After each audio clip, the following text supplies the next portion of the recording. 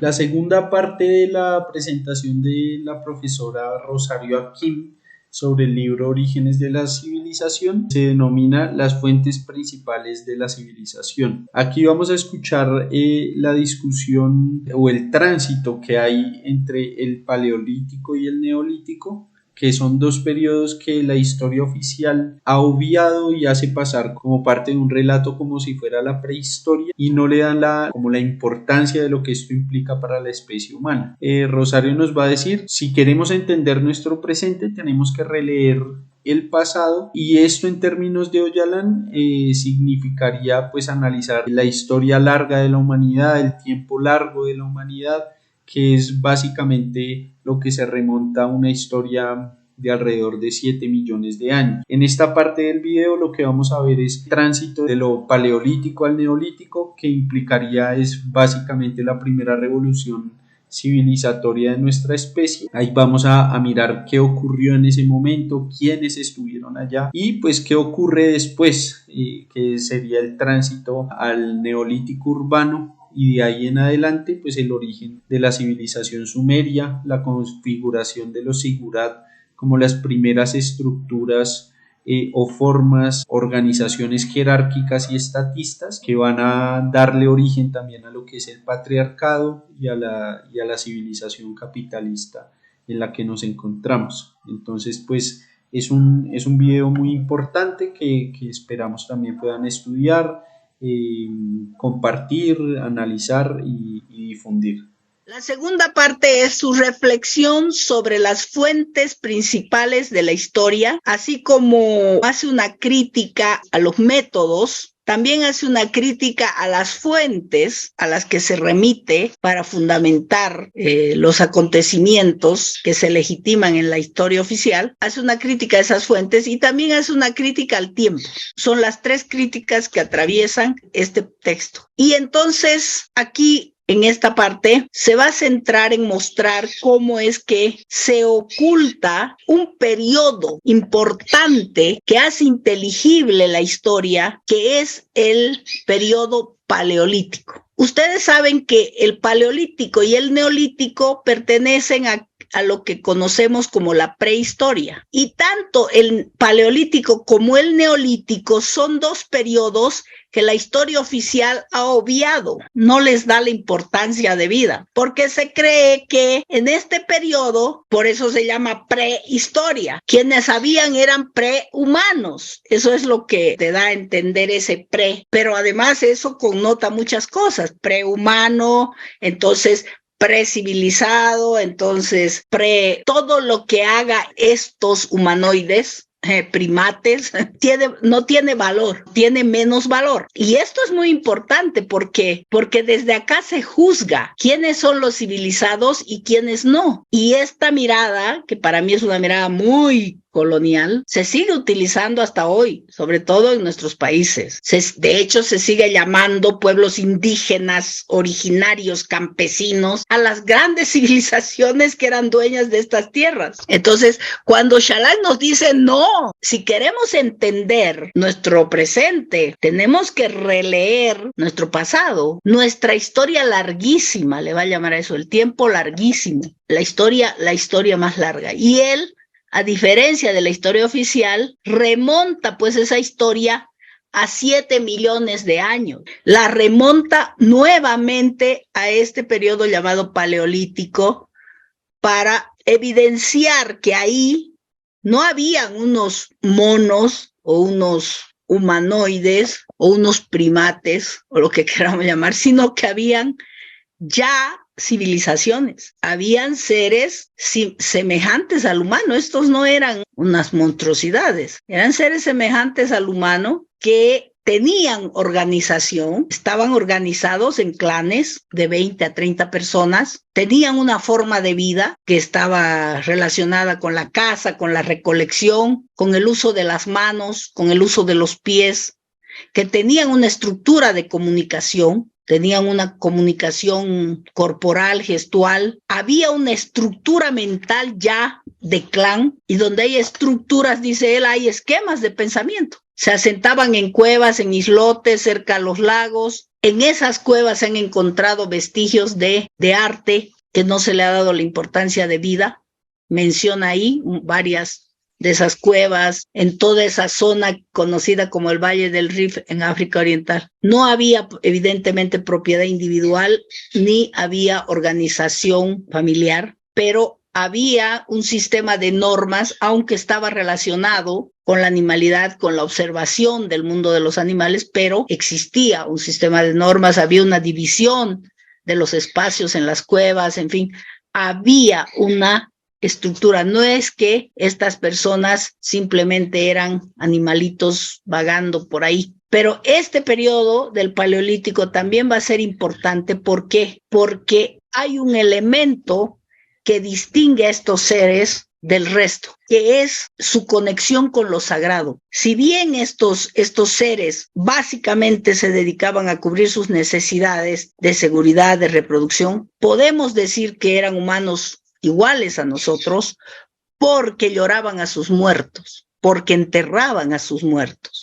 Y sabemos que llorar a nuestros muertos, enterrar a nuestros muertos, nos une con lo sagrado, con el culto, en este caso al tótem, a una representación del clan, a una especie de ídolo, de símbolo que marcaba la identidad social de estos grupos. Y sabemos que había una conexión fuerte con lo sagrado por las estructuras megalíticas que hay en este periodo. Paleolítico significa paleo, antiguo, lítico, piedra, paleolítico, el periodo de la antigua piedra. En este periodo sabemos que hay construcciones impresionantes en piedra, orientadas hacia el sol, orientadas hacia los astros, que hasta el día de hoy, pese a toda la tecnología que tenemos, no se puede saber cómo es que se lo ha hecho. Salvo porque, como dice Oxalán, estábamos ante estructuras consolidadas civilizatorias, también en este periodo. Y este periodo también va a ser muy importante para el desarrollo de él, porque el único periodo que va a dar origen al culto de la diosa madre, que va a ser fundamental en Oxalán para su teoría. Es en el Paleolítico, fines del Paleolítico, inicios del Neolítico rural, que va a aparecer este culto de la diosa madre. Entonces, cuando él dice revisar nuevamente las fuentes de la civilización, se refiere a eso, a releer nuevamente la historia, porque no está conforme con la historia que se nos ha contado, porque precisamente nos dice que esa historia es malintencionada, que esa historia tiene un propósito, y ese propósito no es la vida misma, es lo contrario de la vida. Es un propósito tanatopolítico, es decir, contrario a la vida. Es un propósito de muerte, no es un propósito de vida. Entonces hay que volver a revisar esas fuentes, no solamente a nivel de los restos, porque cuando está hablando del Paleolítico y del Neolítico, está hablando de revisar las fuentes, los restos arqueológicos de las culturas. Y por eso pone mucha atención en describirnos dónde aparece qué resto, en qué lugar, dónde queda ese lugar, en fin. Entonces, está haciendo esa revisión. Lo propio nos dice, no es que el paso del Paleolítico al Neolítico es como algo intrascendente, como lo muestra Occidente. No se habla del Paleolítico ni del Neolítico en la historia oficial como algo importante, ¿no? Se habla como un periodo de inicio donde no hay mucho que decir, mientras que en Oxalán lo que vemos es que ha habido una revolución. La primera revolución civilizatoria se dio justamente, la primera ruptura epistemológica, la revolución. ¿Qué quiere decir una revolución? Un cambio, una transformación total civilizatoria se dio justamente en el tránsito del Paleolítico al Neolítico. Por eso es que le dice la revolución del Neolítico, porque la transformación fue a todo nivel. ¿Y cuándo se produce esa revolución?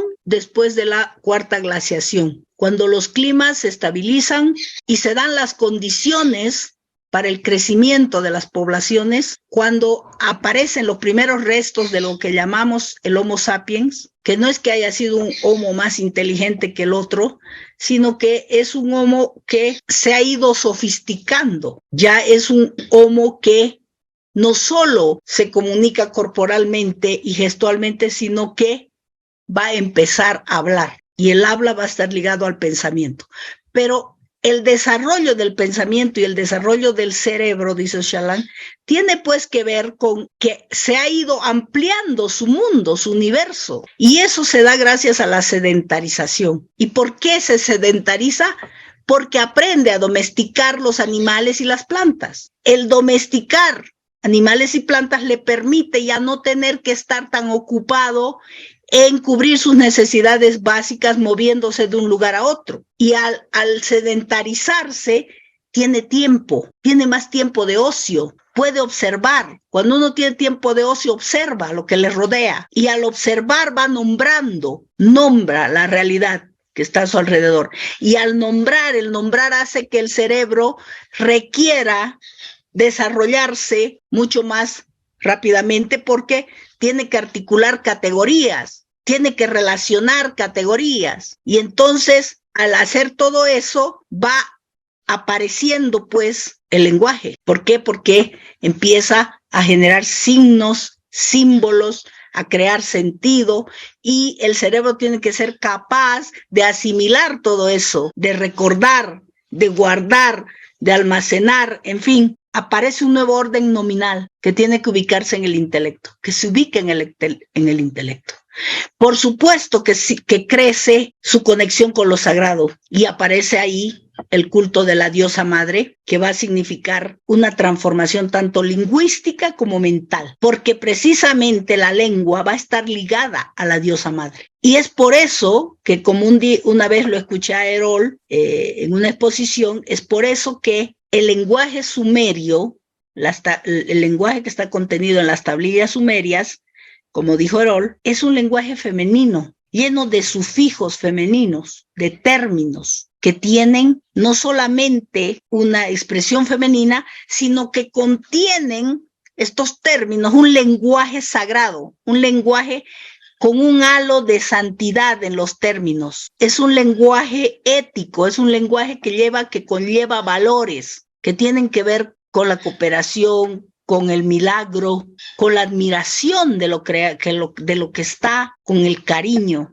con la vecindad. Ese nuevo orden nominal está ligado a la vida profundamente. Uno de los elementos por los cuales aparece o se fortalece este culto a la diosa madre, es porque en aquel periodo no se tenía conciencia, el masculino no tenía conciencia de que él tenía que ver con la reproducción de la vida. Es decir, el masculino no sabía que cuando hacía el amor con la femenina, el espermatozoide entraba, fecundaba el óvulo, bla, bla, y salía la vida. En el neolítico urbano, en el final del paleolítico, el neolítico rural no había esa concepción, no había esa claridad, esa inteligibilidad de cómo se producía la vida. Entonces lo que ocurría simplemente es que de tanto en tanto, además piensen que en ese periodo una mujer no es que hacía el amor con su marido, no había eso, dice Ocalan. Lo va a decir cuando hable del sistema de la mujer madre.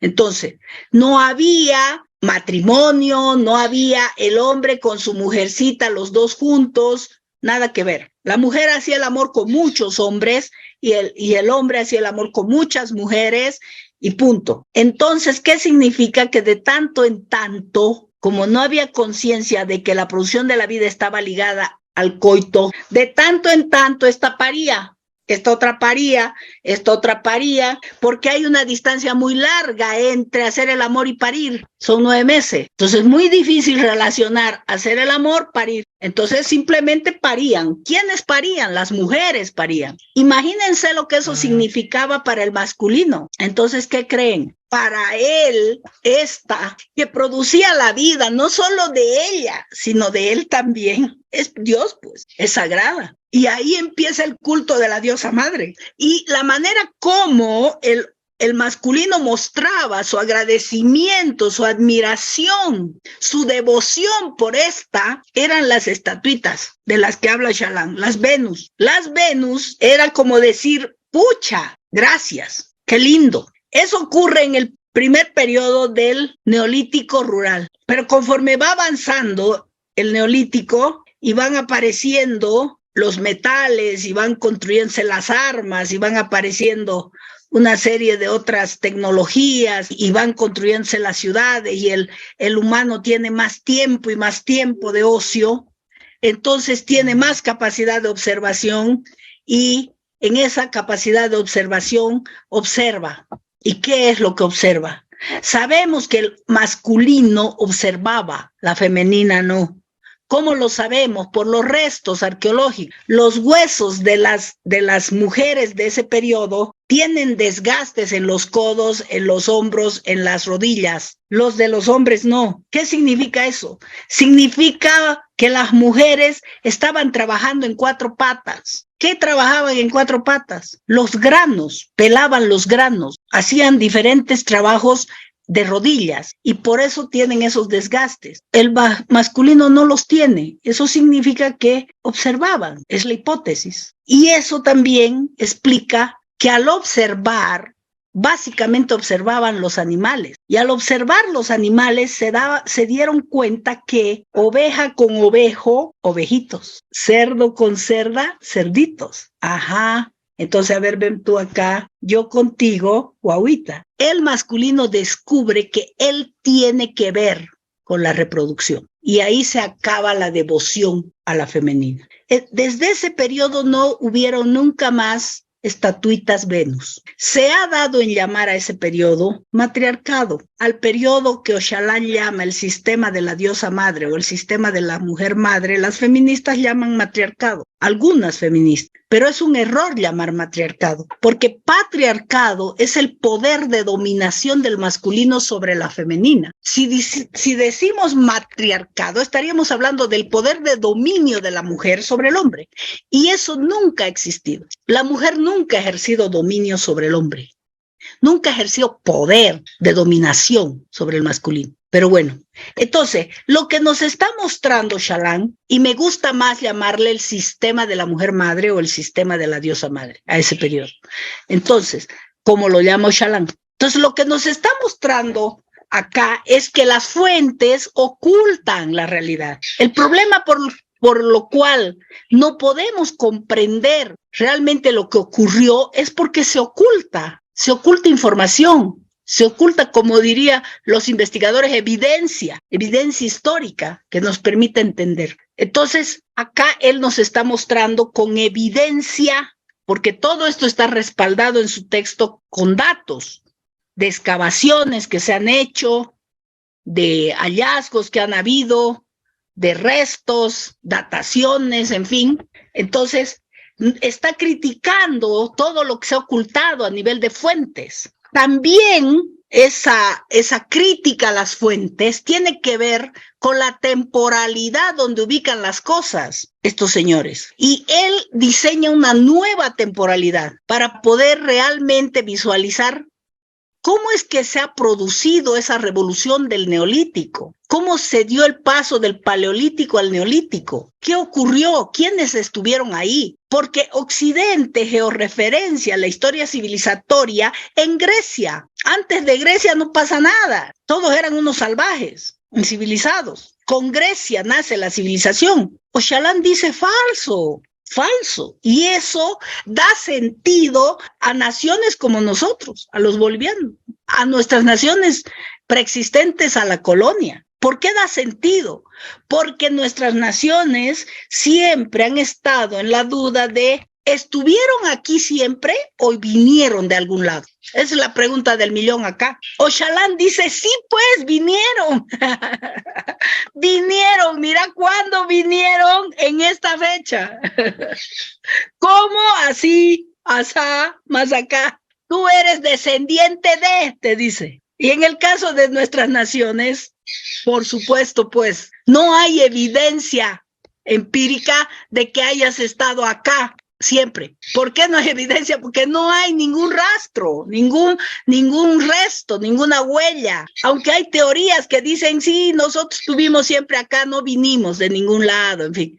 Claro que hay teorías, pero no hay pruebas, no hay hallazgos, no se ha hallado ningún hueso, ninguna nada que diga que tú estabas siempre acá. Lo que sí hay rastros y hay evidencias de que llegaste más o menos en la fecha que Ochalán te dice, porque en esa fecha se produjeron las migraciones. Y en el caso, por ejemplo, nuestro, los nuestros llegaron por el estrecho de Bering.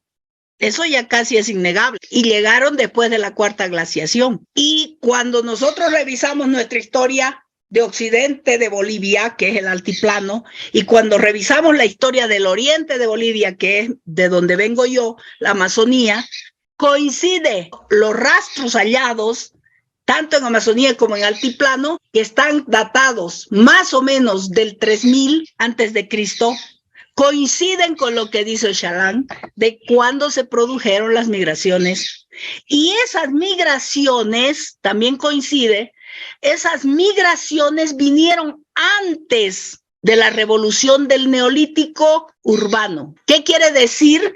Que esas migraciones se dieron antes de que nazca el sigurat. Esto es muy importante. ¿Por qué? Porque significa que quienes migraron venían con el culto de la diosa madre, porque todavía no se había inventado a Enki, todavía no había el sigurat, todavía no habían nacido los dioses masculinos. Y eso hace sentido en nuestras naciones y pueblos ancestrales, porque todavía ellos profesan el culto de la diosa madre, la Pachamama, la diosa selva, en fin, tiene sentido. ¿Qué nos dice, volviendo al tema temporal en Ochalán? Él remonta la línea temporal hacia 50,000 años antes de Cristo, donde ubica el Paleolítico, donde ubica estos humanos, estos núcleos humanos con lengua básica, digamos, gestual, corporal. Hacia el año 20,000, o sea, 30,000 años después, ocurre la cuarta glaciación. ¿Y qué pasa con la cuarta glaciación? Se empiezan a derretir los hielos y obviamente empieza a crecer vegetación, a cambiar el clima. Ese cambio del clima se torna benévolo para el humano, sobre todo en ese lugar que llama, en ese periodo del creciente medio, pero en ese lugar del arco de Taurus Agros. Y ahí es donde florece la agricultura, ahí es donde florece la domesticación de los animales, ahí es donde se favorece la revolución agrícola y rural, la revolución neolítica, en el arco de Taurus Agros. Pero eso también se ve potenciado por el desarrollo del cerebro, por la capacidad constructiva, por ya cierto manejo de administración de conocimientos, de categorías para nombrar, en fin, de tecnologías. Todo eso contribuye a este salto, a este paso del Paleolítico al Neolítico, a esto que Ochalán llama la revolución. En esa revolución surge sobre todo donde él se enfoca en las lenguas, porque a partir de las lenguas los grupos se van a diferenciar, y son estos grupos los que van a definir el tipo de migración que se va a dar, porque van a migrar por grupos. Entonces, el primer grupo va a ser el grupo de las lenguas semíticas, arameos y apirius. Estos van a estar ubicados en el desierto, van a ser sobre todo pastores, van a desarrollar una cultura, van a construir un tipo de civilización étnica con identidad, con formación religiosa, en fin. El segundo grupo va a ser el ario. Ario no significa blanco, sino que significa simplemente agricultor, ¿no? El que trabaja el campo va a ser el del grupo lingüístico ario.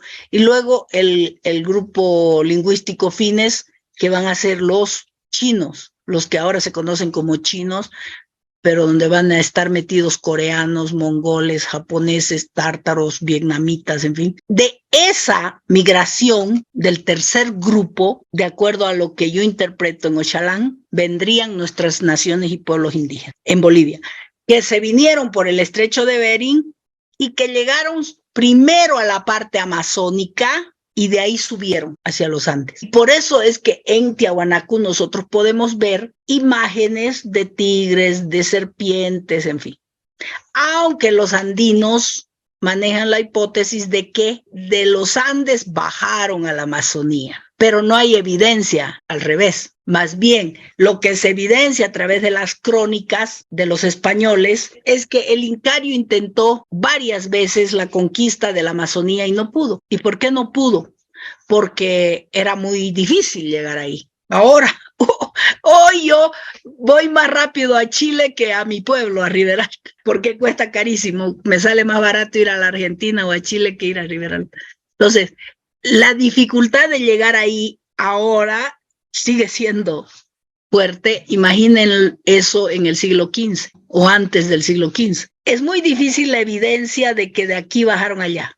Hay más evidencia en la historiografía boliviana de allá hacia acá, y eso es mucho más coherente con la propuesta que hace Chalán, porque la datación de los restos en esas zonas coinciden, las dataciones de carbono 14 coinciden con esto que se plantea acá.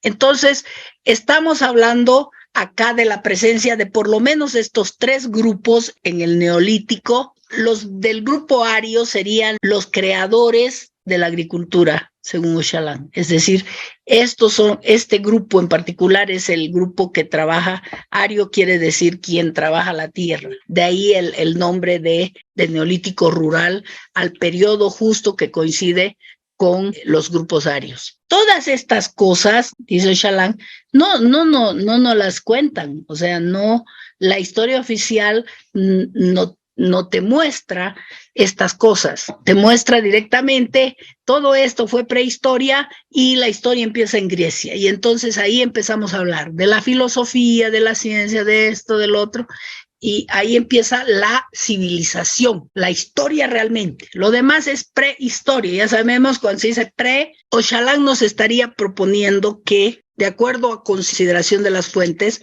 estaríamos hablando acá de la historia. No, esto no es prehistoria, no es pre, no son los incivilizados, los salvajitos, los primates vagando por aquí por allá. Acá empieza la historia, en la revolución del Neolítico. Eso es lo que nos estaría diciendo en relación a esto. En esa primera etapa se daría de esa forma. En esta segunda etapa ya estaríamos hablando del Neolítico urbano. El Neolítico urbano ya lo estamos ubicando más o menos en el año 10.000, en el año 10.000. El tránsito del Neolítico, del Paleolítico al Neolítico rural estaría más o menos por el 20.000, y luego se pasaría al Neolítico urbano hacia el 10.000, con la cultura de la mano de la cultura área. Ellos serían el grupo que va a dar origen a la primera civilización, que es la Sumeria. Y entonces tenemos hacia el 4000, la civilización sumeria, que es coetánea del Egipto y coetánea del China. Hacia el 4000, su mayor desarrollo. Aquí ya van a empezar a surgir los sigurat. Y con los sigurat, el estado sacerdotal sumerio, y se va a dar origen un tipo de organización jerárquica. Obviamente, la urbanización de este periodo del Neolítico urbano se va a dar por la bonanza económica, la bonanza productiva que se da en ese periodo con la agricultura, con la domesticación de los ganados. No se olviden que ya estamos ya en el Neolítico, estamos también en la etapa de los metales. Entonces ya aparecen las primeras armas, aparecen las herramientas ya de metal, aparecen otras formas de desarrollo de la agricultura. Todo eso es lo que se llama la revolución del Neolítico. La revolución, porque verdaderamente es una transformación civilizatoria lo que hay. Y porque hay esa civilización, hay esa revolución civilizatoria, se hace necesario el control de las poblaciones, porque las poblaciones crecen, van creciendo. Entonces se hace necesaria la administración de los cuerpos, y la necesidad de la administración de los cuerpos, de la organización de los cuerpos, es lo que provoca el surgimiento del sigurat, como una manera de controlar estas poblaciones. Posteriormente, hacia el año 2100, surgen acadios, 1250 babilonios, 612 asirios, 331 persas, hasta más o menos 200 y tanto ya griegos. Ya estamos hacia el siglo cero, 2 siglos antes de la mitología del nacimiento de Cristo. Entonces estarían griegos, estarían primeros cristianos antes de Cristo. Pero vamos a retroceder un poquito para ver cómo es que después de los estados sacerdotales sumerios, lo que vemos es aparecer los estados dinásticos, los recursos y el poder y el control de las poblaciones pasa de las manos de los sacerdotes a las manos de los jefes de las dinastías. ¿Quiénes son estos jefes de las dinastías? No son otra cosa que los cazadores de la época del Paleolítico, que no tenían ningún rol porque ni siquiera estaba relacionada la reproducción con ellos. Van a tener un rol cuando se sedentaricen, pero sobre todo van a adquirir poder los sabios locales de los grupos humanos del Neolítico rural, van a adquirir poder cuando los creadores de dioses, es decir, los sacerdotes, crean el primer sigurat y, como suele ocurrir, empiecen a pelear entre ellos. Es decir, nace Enki, pero además va a nacer Enlil, su hermano, pero además va a nacer otro, su hermana. ¿De dónde nacen todos estos? De las peleas que se van a dar entre los sigurat, por la legitimidad del dios, de los dioses creados, ¿no? ¿Cuál dios es mejor que cuál? Entonces van a empezar a pelear y en esa pelea van a necesitar ejércitos. ¿Y de dónde van a salir los ejércitos? Los ejércitos van a salir de estos cazadores que no tenían mayor rol, y cada cazador evidentemente representa un clan, por eso se llama dinastía, porque es un clan familiar. Va a pelear el jefe, el padre, los hijos, los cuñados, en fin, todos estos van a crear una dinastía de guerreros. Esas dinastías se van a ir haciendo cada vez más especializadas en la guerra, van a derrotar sigurats unos contra otros, van a encumbrar en el poder a determinados dioses, y de ahí les va a venir su poder a estos, al punto que va a llegar un momento en que van a desplazar a los sacerdotes, los jefes de las dinastías, que van a ser los futuros reyes. Vemos ahí cómo se pasa de un régimen sacerdotal a un régimen dinástico, y estas dinastías van a derivar en lo que conocemos actualmente con la modernidad, los estados-nación modernos capitalistas. Esta es la cronología que nos propone Ocalan. Por supuesto que es distinta a la que conocemos, ¿no es cierto? Y que nos alumbrar muchos, a mí me ocurrió eso, alumbrar muchos huecos, muchos vacíos que uno tiene cuando está viendo la línea temporal de Occidente y cuando uno está tratando de unir los conocimientos para hacerlos inteligibles. De ahí aparecen las hipótesis de ese planteamiento, de esa crítica a las fuentes, aparecen estas hipótesis que él maneja, que tienen que ver con la afirmación de que después de abandonar el África por la cuenca del Rif en el arco Taurus-Zagros, este arco Taurus-Zagros se convirtió en el lugar de mayor concentración del Neolítico. Y además se convirtió no solo en el lugar de mayor concentración, sino en el punto de partida para la expansión de la especie humana. La primera hipótesis, entonces, la civilización humana comienza en el arco Taurus-Zagros. Eso es lo que va a decir Ocalan, porque ahí es el lugar de concentración y desde ahí se da la expansión de la especie humana al resto del globo. Ese eje Taurus-Zagros suponía para las oleadas migratorias la etapa final de una ruta natural. ¿Por qué? Porque había ocurrido ya la glaciación, ya se habían derretido los hielos, ya había empezado la vegetación, ya había cambiado el clima, en fin. Ese eje reunía todas las condiciones adecuadas para la vida humana. Es por eso que estos primeros grupos humanos tenían en la mente la idea de un paraíso terrenal, porque verdaderamente ese lugar era tan favorable para la vida que era obvio casi pensar que ahí era el paraíso, ¿no?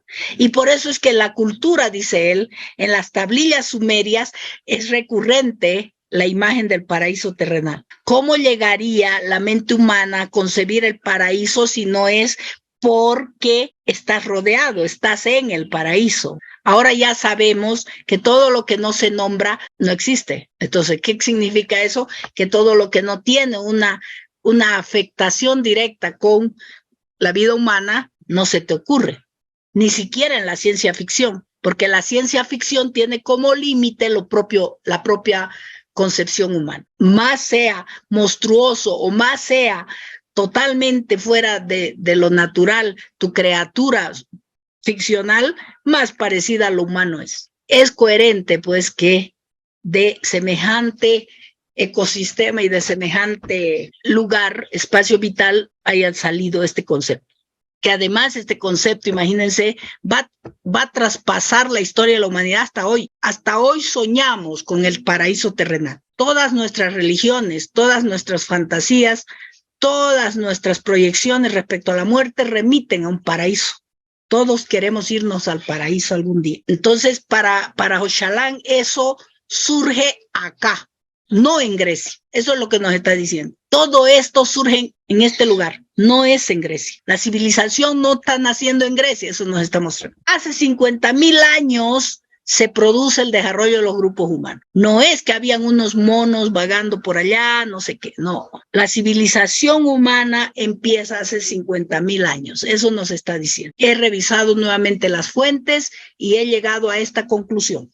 Eso es lo que dice. Entonces, eso ocurre en estas zonas gracias al uso de la lengua simbólica y de la revolución lingüística que se produce en el Neolítico. Porque es esa revolución la que genera la formación de conceptos que vienen, conceptos sagrados que vienen de lo que les rodea a esos seres humanos, de la naturaleza, es decir, de las plantas, de los animales, de la posibilidad de tener asentamientos estables, de poder observar las 4 estaciones de la naturaleza, de tener hogares seguros, de desarrollar una lengua común y poder entenderse y poder generar una identidad común. ¿Quiénes migran? ¿Cómo migran? ¿De dónde migran? Aquí tenemos un pequeño cuadrito para mostrar más o menos eso, cómo se consolida esta civilización que él llama la civilización indoeuropea, no la civilización europea, como se la ha llamado,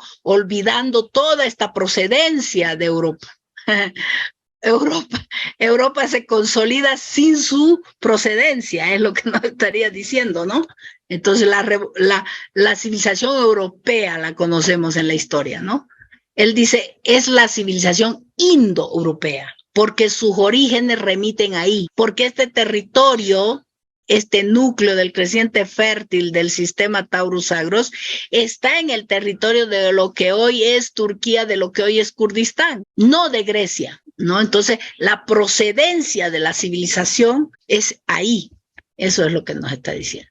Y la procedencia está en la cultura aria, hace 10,000 a 4,000 años antes de Cristo, con el desarrollo agrícola. Desde ahí es que se producen las migraciones, desde ahí surgen las lenguas de la cultura indoeuropea. Después podemos ver hacia 4,000 coexistente con la aria, ya hemos dicho, la egipcia, coexistente con la egipcia, la china y también la sumeria. Todas ellas civilizaciones urbanas con lenguas, con estructuras, con sistemas tecnológicos, con desarrollo ya de la escritura en un periodo posterior. Prueba de ellos las tablillas que se han encontrado en la civilización sumeria, que dan cuenta de que ya eran sociedades o civilizaciones con escritura. Entonces, una vez que él hace toda su revisión de las fuentes, que hace su relectura de los restos, que nos propone una nueva temporalidad, en fin, nos lanza algunas reflexiones que tienen que ver con una metáfora de un autor. Estas reflexiones, la primera reflexión tiene que ver con su conclusión de que todas estas realidades sociales surgidas en el creciente fértil en el arco de Taurus Agros, todas esas realidades que nos ha mostrado, que parecen tan lejanas, que parecen que no tuvieran que ver nada con nosotros hoy, en nuestro presente, se mantienen actualmente. Eso es lo que dice. Sus componentes, muchos de sus componentes culturales que tienen que ver con la mentalidad por un lado y la materialidad por el otro. Mentalidad quiere decir las maneras de pensar, de entender, y materialidad quiere decir la manera de categorizar, de nombrar la realidad que nos rodea. Todos esos componentes que remiten a la revolución del Neolítico se mantienen hoy. Seguimos pensando con muchas de esas categorías que nacieron allá. Eso nos está diciendo. Hoy son similares. La lengua, la familia, la organización del pensamiento en las ciencias, en la religión, en las artes, incluso en la guerra a nivel ofensivo-defensivo, ya se habían inventado en el Neolítico. Somos herederos del Neolítico, eso nos está diciendo. Occidente te dice que somos herederos de los griegos, que pensamos como los griegos, que nuestras organizaciones son estructuras como los que vienen de Grecia. Él nos está diciendo, incluso Grecia es heredera del Neolítico. Eso es lo que nos está diciendo. Entonces, todas esas realidades sociales que acabamos de ver están actualmente. Lo que no es igual, dice él, y ojo, es la manera como ha crecido la forma de dominación. Lo que no es igual es el sigurat. Esto es muy importante. Hemos dicho que el sigurat es el modelo de dominación que se crea con la revolución del Neolítico urbano. Eso, dice él, es lo único que es diferente, porque eso se ha modificado, se ha sofisticado, ha crecido. El Estado, porque ahora el sigurat es el Estado ahora se ha apropiado del patrimonio cultural e intelectual de la humanidad. En la época del sigurat no había todavía eso, ahora sí. Y ese crecimiento y esa expropiación y apropiación de acuerdo a sus necesidades que ha ido sufriendo el Estado, ha sido a costa de las sociedades, obligando a las sociedades a desarrollarse al margen de los estados. Eso es lo que dice. Primera conclusión, que es una paradoja, ¿no? Que por un lado somos herederos de, y por otro lado nos hemos dejado apabullar con. 2, estas realidades sociales, cuyo producto es una forma de vida, que todavía la podemos ver hoy, a pesar de que viene desde el Neolítico, este producto fue construido para comprender una determinada realidad. Ahora, esa misma construcción nos muestra que nuestras vidas fueron construidas en el error. ¿Por qué fueron construidas en el error? Porque ya lo dijimos antes, porque los regímenes de verdad fueron un fracaso. Por lo tanto, no se puede vivir en el error, dice él, aunque Occidente ha vivido todo el tiempo en el error. Sabe que sus formas interpretativas han sido un fracaso, pero igual, hace como si no se diera cuenta. Pero para Öcalan no se puede vivir en el error. Las vidas deben ser vividas correctamente, no en el error. Y a eso le llama la vida libre. Y la vida libre ocurre porque tú tienes conciencia de que estás en una vida en el error y porque tienes la voluntad para transformar. Entonces la vida libre deviene de esa conciencia y de esa voluntad en el pensamiento, en la organización y en la acción, que es el triángulo que él construye de cómo podemos llegar a la vida libre. Pensamiento, que es conciencia, organización y acción, que es voluntad. Y 3, la cultura. La cultura, entonces, fruto de estas realidades sociales, que él define como este espacio geográfico, la cultura como espacio geográfico con sus peculiaridades y diferencias, tanto sociales como históricas, es un producto de la larga duración. Y ahí empieza a hablar del su concepto de tiempo, la larga duración. La cultura hoy es producto de la larga duración. Claro, nos remite al Neolítico. La cultura está hecha de eslabones, no está de una vez y para siempre. Eslabones de vida que se van como la cadena, ¿no? Se van uniendo unos por otros. Son eslabones espaciotemporales que se van concatenando y que van generando relaciones a veces de subordinación, a veces no. Y de ahí que su tercera conclusión es que las sociedades, tanto la semítica, la china, la aria, condicionan nuestra vida actual hoy, en el presente.